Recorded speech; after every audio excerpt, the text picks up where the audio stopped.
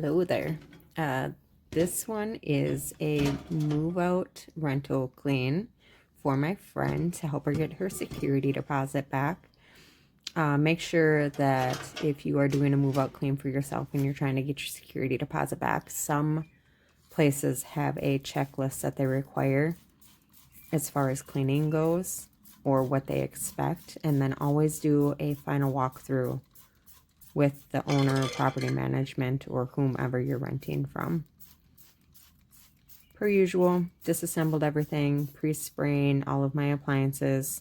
This one has a super satisfying oven clean later in the video. I like that instant gratification.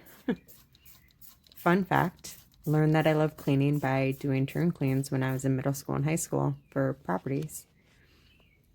So I pre-spray everything and then I start top to bottom. And so I'm starting on the upper cabinets. I used really hot water, put some degreaser and disinfectant in it. And then pretty sure this is maple syrup. I used a fresh razor blade, saturated it with water, and then it comes off pretty easily. You want to be careful when you're doing cabinets if you're saturating them or using a razor blade, because some finishes, it will scratch it or bubble. This one had like a plasticky finish, but some cabinets, especially in rental properties, have like a IKEA furniture almost finish to where if you saturate it with water or use a razor blade, it's going to ruin the finish. Came in, did the hinges. Sometimes using a scrub brush helps. These weren't that bad. I do the full interior. You want to check the backs, the insides, the sides, everything. Do the fronts and the insides of the doors, making sure to get really well around the handles because there's generally buildup there. And then with all cabinets, I do dry rag after I washcloth just to make sure it's not streaky. That's the top of the microwave. I do get it better later, but I just hit it while I was up here. I did also clean the top of the refrigerator when I was doing the upper cabinets since I'm 5'1" and was on the counters anyways. This is the freezer. I don't pre-spray the freezer unless the fridge is defrosted. Came in with the soapy disinfectant water and a scrub pad.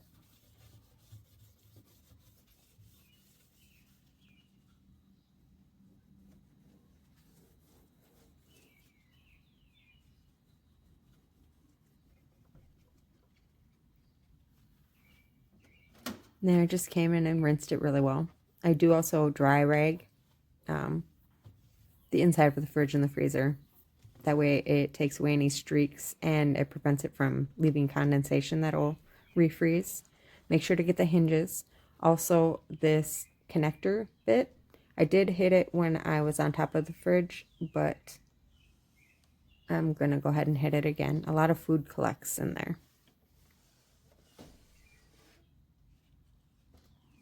It's the door to the freezer. If you need to, those little shelves on the front will pop off. Some lift up, some you have to push in the sides. You can throw them in the sink if you need to. These didn't need to be removed, but I did remove all the drawers and shelves in the fridge and wash those in the sink.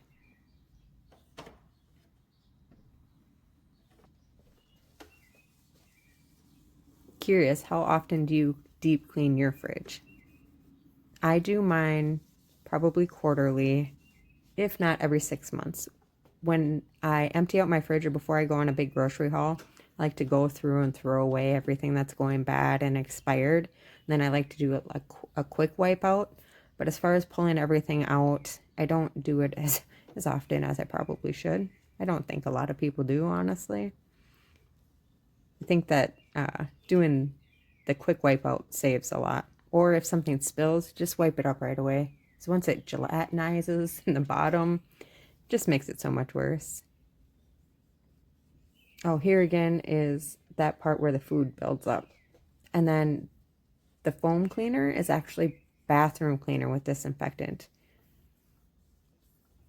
It does a really good job. Sometimes there's staining because it's a different type of texture up there, and the bathroom cleaner takes off the staining.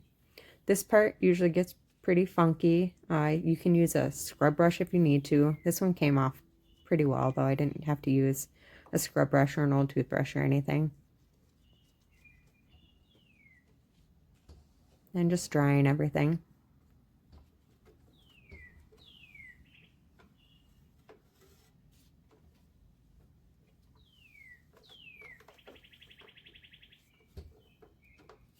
I'm doing this voiceover in the morning, and I'm sitting by the window, and the birds are going crazy, which is nice because winter's been long.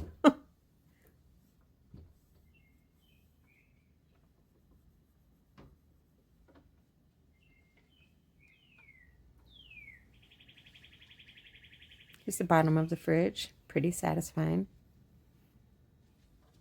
You can use a scrubby pad if you need to in here. This came out with just pre-soaking, a little bit of elbow grease. It wasn't too bad.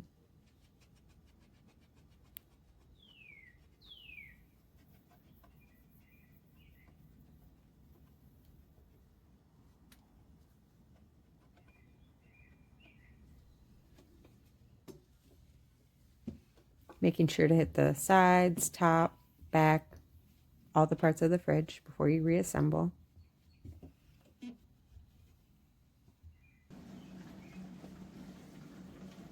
The handle of the fridge usually is the worst. Again, I'm coming in with the bathroom cleaner and just a rag, giving it a good scrub down.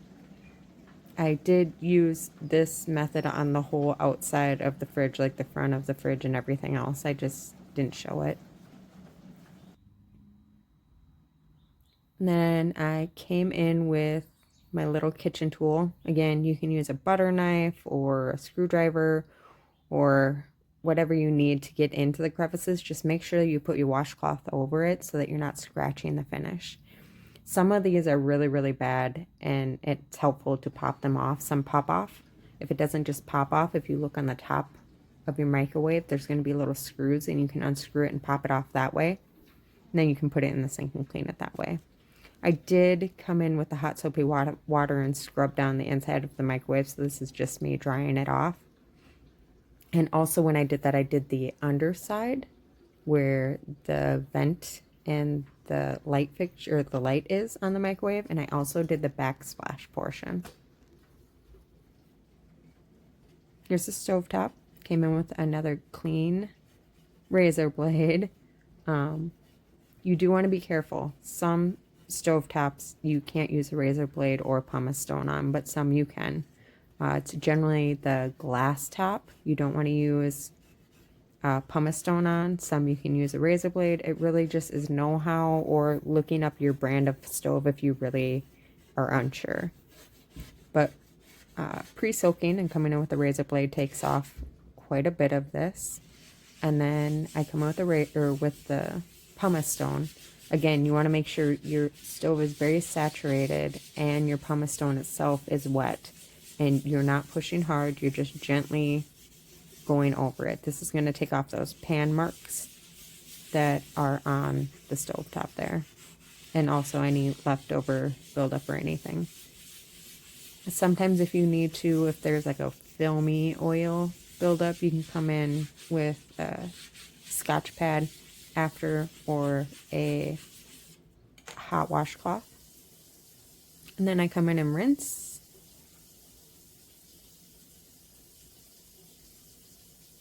You don't want to use a scrubby pad or pumice stone on the back there where the numbers and stuff are. It will scratch it.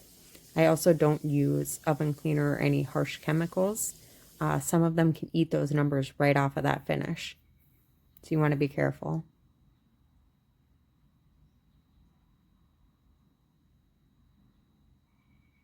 I also did the whole front of the stove at that time. Oh, this oven. It made my heart happy.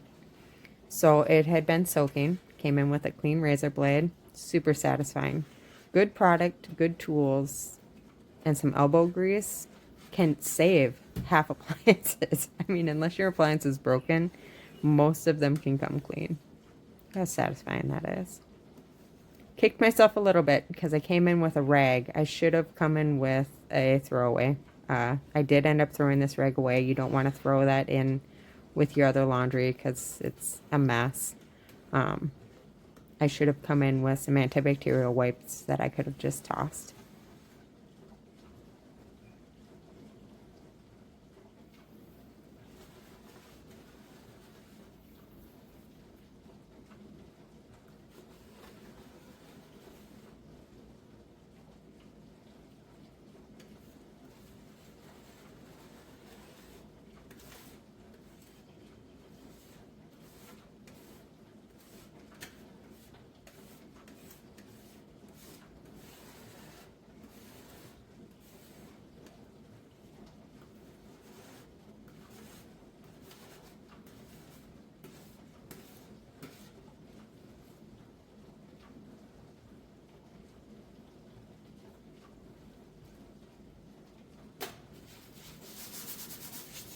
Came in with a wet pumice stone.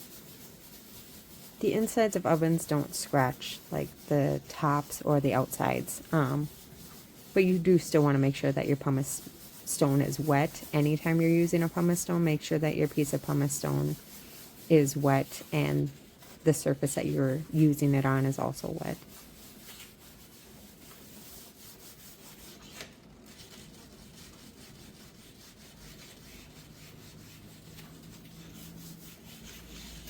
Coming in with the pumice stone, took pretty much everything else off.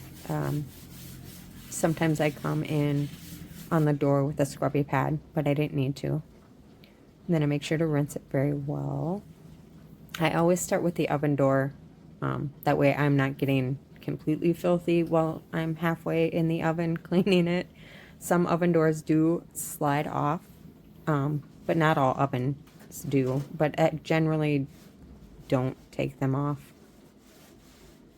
I'm coming in and getting some of the real chunky bits with a disinfectant wipe just to get them out of the way, otherwise it turns into like a mud.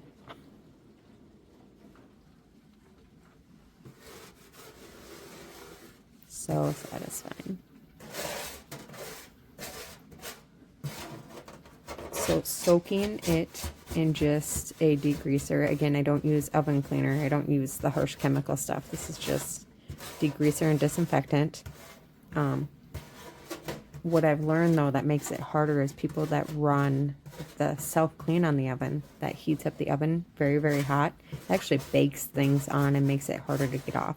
So I appreciate when someone doesn't use the self-clean on the oven, because then stuff just comes right off with a razor blade and pumice stone. It doesn't mean that it won't come off, it just bakes it on and it makes it a lot harder to clean it.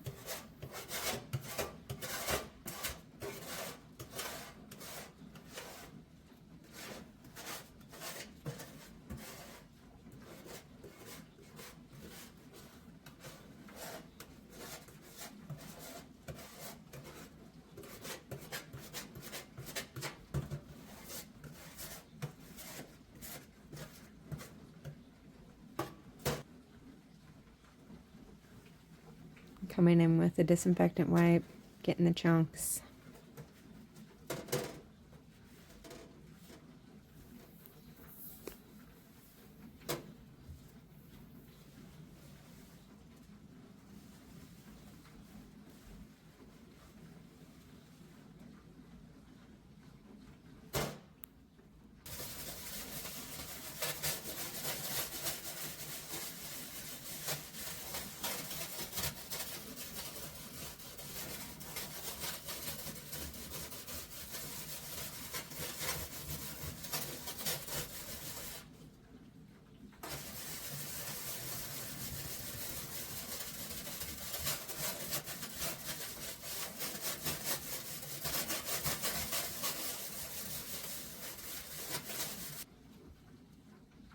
Then I come in with steel wool. So I hit the bottom and the top, and then the steel wool is what I use on the backs and the sides.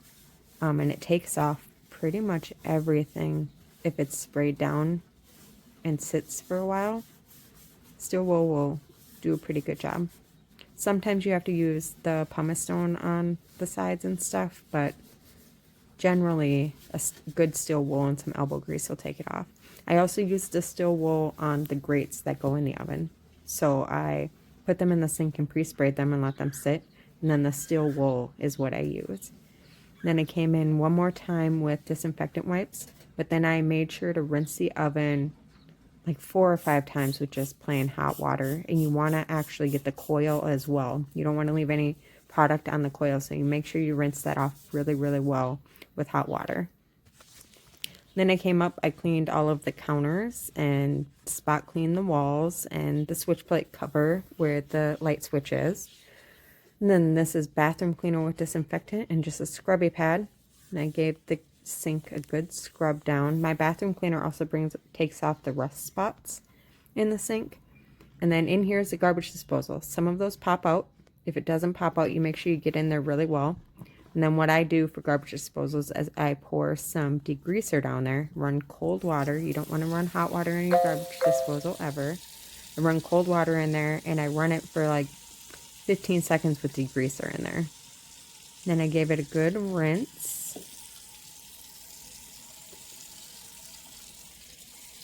Another fun fact, if you don't have a garbage disposal, you can use vinegar and baking soda. So I did the counters, washed out the sink.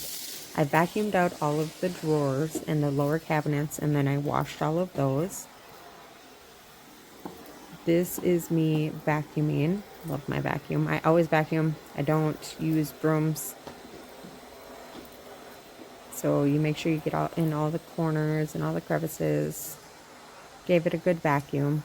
After I vacuumed, I shined the sink. I do not use stainless steel cleaner. It leaves a film on your appliances and ruins it. So I shine the sink with coconut oil. You don't want to use a lot. Put just a little bit on a clean, dry rag, and it shines it up really, really nicely. And then I hand washed the floors with disinfectant soapy water. Here are the after photos. Turned out pretty nice. She was happy with it. I was there for the walkthrough. They were pretty happy with it. I'll see you at the next one.